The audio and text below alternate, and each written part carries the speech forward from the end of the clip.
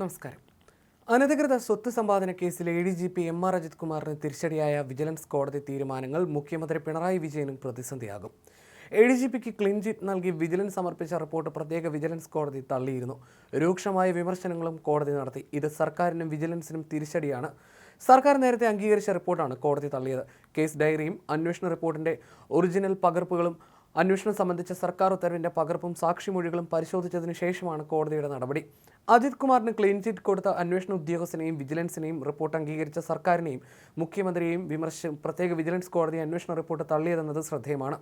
മുതിർന്ന ഉദ്യോഗസ്ഥനെതിരെ ആരോപണം ഉയർന്നപ്പോൾ കീഴുദ്യോഗസ്ഥനെ അന്വേഷണത്തിന് നിയോഗിച്ച വിജിലൻസ് വകുപ്പിന്റെ നടപടി ശരിയല്ലെന്ന് കോടതി വ്യക്തമാക്കി.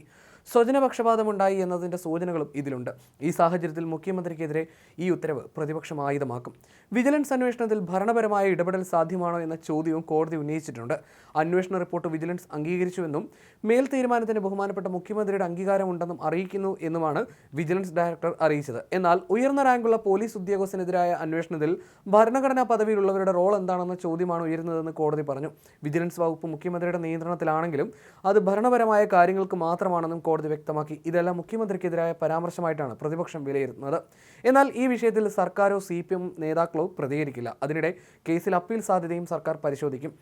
ഉന്നത പോലീസ് ഉദ്യോഗസ്ഥനെതിരായ അന്വേഷണത്തിൽ രാഷ്ട്രീയ നേതൃത്വത്തിന് റോളില്ല. ഒരു വ്യക്തി കുറ്റം ചെയ്തിട്ടുണ്ടോ എന്ന് തീരുമാനിക്കേണ്ടത് നിയമപ്രമാണങ്ങളുടെ അടിസ്ഥാനത്തിലാവണം, അല്ലാതെ രാഷ്ട്രീയ നേതൃത്വത്തിന്റെ അംഗീകാരത്തിന്റെ അടിസ്ഥാനത്തിലാകരുതെന്നും കോടതി പറഞ്ഞു. ഓഫീസറെ കുറ്റവിമുക്തനാക്കുകയും രാഷ്ട്രീയ ഭരണ നേതൃത്വം അത് അംഗീകരിക്കുകയും ചെയ്തിരിക്കുകയാണ്. അന്വേഷണ റിപ്പോർട്ട് മറിച്ചായിരുന്നുവെങ്കിൽ അത് അംഗീകരിക്കപ്പെടുമോ എന്ന് കരുതാനാകുമോ? ഇതേക്കുറിച്ച് കൂടുതലൊന്നും പറയുന്നില്ലെന്നും കോടതി വ്യക്തമാക്കി. നീതിയുക്തമായ അന്വേഷണമാണിതെന്ന് പറയാൻ കഴിയില്ലെന്നും കോടതി പറഞ്ഞു. നടപടിക്രമങ്ങൾ നിയമവിധേയമായി പൂർത്തിയാക്കാത്തതിനാൽ തന്നെ റിപ്പോർട്ട് അംഗീകരിക്കാൻ കഴിയില്ലെന്നും കോടതി പറഞ്ഞു. എന്താണോ ചെയ്യേണ്ടിയിരുന്നത് അത് ചെയ്യാതിരിക്കുകയും ചെയ്യാൻ പാടില്ലാത്തത് ചെയ്തിരിക്കുകയുമാണ്. ഒരാളെ രക്ഷിക്കാൻ വേണ്ടി നിയമത്തിന്റെ അടിസ്ഥാന പ്രമാണങ്ങളെ നിന്ദിച്ചിരിക്കുന്നു.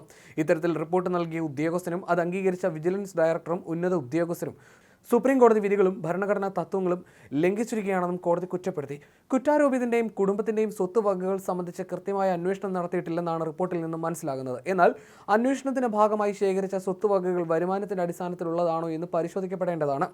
സുപ്രീം കോടതി മാനദണ്ഡങ്ങൾ പാലിക്കാതെ കുറ്റാരോപിതനായ ഓഫീസറെ രക്ഷിക്കാനാണ് റിപ്പോർട്ട് നൽകിയിരിക്കുന്നത്. സത്യം പുറത്തു കൊണ്ടുവരേണ്ടതിന് പകരം ഓഫീസറെ രക്ഷിക്കാനായി അന്വേഷണം വളച്ചൊടിച്ചു. ഈ സാഹചര്യത്തിൽ പ്രഥമ ദൃഷ്ട്യാ കേസുണ്ടെന്നാണ് കരുതുന്നതെന്നും കോടതി ചൂണ്ടിക്കാട്ടി. അജിത് കുമാറിന് അനുകൂലമായി വിജിലൻസ് സമർപ്പിച്ച ക്ലീൻ ചിറ്റ് റിപ്പോർട്ട് അംഗീകരിക്കാൻ കഴിയില്ലെന്ന് പറഞ്ഞ കോടതി ഈ മാസം 30-ന് പരാതിക്കാരന്റെ മൊഴി നേരിട്ട് രേഖപ്പെടുത്തും. കോടതിയുടെ നേരിട്ടുള്ള നിയന്ത്രണത്തിലാകും ഇനി തുടർ നടപടികൾ.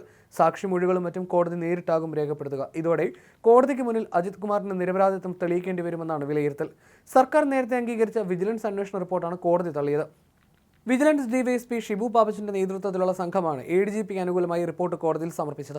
മുഖ്യമന്ത്രി വിജിലൻസ് തലവനായിരിക്കാമെങ്കിലും അത് ഭരണകാര്യം മാത്രമാണെന്നായിരുന്നു കോടതി നിരീക്ഷിച്ചത്. കുറ്റാരോപിതനായ ഓഫീസറെ രക്ഷിക്കാനാണ് അന്വേഷണ ഉദ്യോഗസ്ഥൻ ശ്രമിച്ചിരിക്കുന്നതെന്നും സുപ്രീം കോടതി മാനദണ്ഡങ്ങൾ പാലിച്ചിട്ടില്ലെന്നും ജഡ്ജി A. മനോജ് വിധിയിൽ കുറ്റപ്പെടുത്തി. മുതിർന്ന ഉദ്യോഗസ്ഥന് അദ്ദേഹത്തിന്റെ ഭാഗം ന്യായീകരിക്കാനുള്ള എല്ലാ അവസരവും നിയമവിരുദ്ധമായി ഒരുക്കിക്കൊടുത്തുവെന്നും കോടതി നിരീക്ഷിച്ചിട്ടുണ്ട്.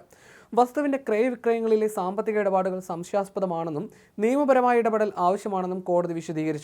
ADGP MR അജിത് കുമാറിനും ഭാര്യയ്ക്കും തൃശൂരിലും തിരുവനന്തപുരത്തുമായി 6 ആധാരങ്ങളിലായി 8 കോടിയിലേറെ മൂല്യമുള്ള 80.21 സെന്റ് സ്ഥലമുണ്ടെന്നാണ് കോടതിയിൽ വിജിലൻസ് സമർപ്പിച്ച റിപ്പോർട്ടിൽ പറയുന്നത്. 3.58 ലക്ഷം ശമ്പളമുള്ള അജിത് കുമാറിന്റെ വീടിന്റെ നിർമ്മാണ ചെലവ് 3.58 കോടി രൂപയാണെന്നും റിപ്പോർട്ടിൽ പറയുന്നു. 1.50 കോടി രൂപയാണ് ബാങ്ക് വായ്പ അനുവദിച്ചതെന്ന് റിപ്പോർട്ടിൽ വ്യക്തമാക്കിയിട്ടുണ്ട്. ADGPയുടെ കീഴിൽ ജോലി ചെയ്യുന്ന ഉദ്യോഗസ്ഥർ അന്വേഷണം നടത്തിയതുകൊണ്ടാണ് ക്ലീൻ ചിറ്റ് റിപ്പോർട്ട് നൽകിയതെന്നായിരുന്നു ഹർജിക്കാരന്റെ വാദം.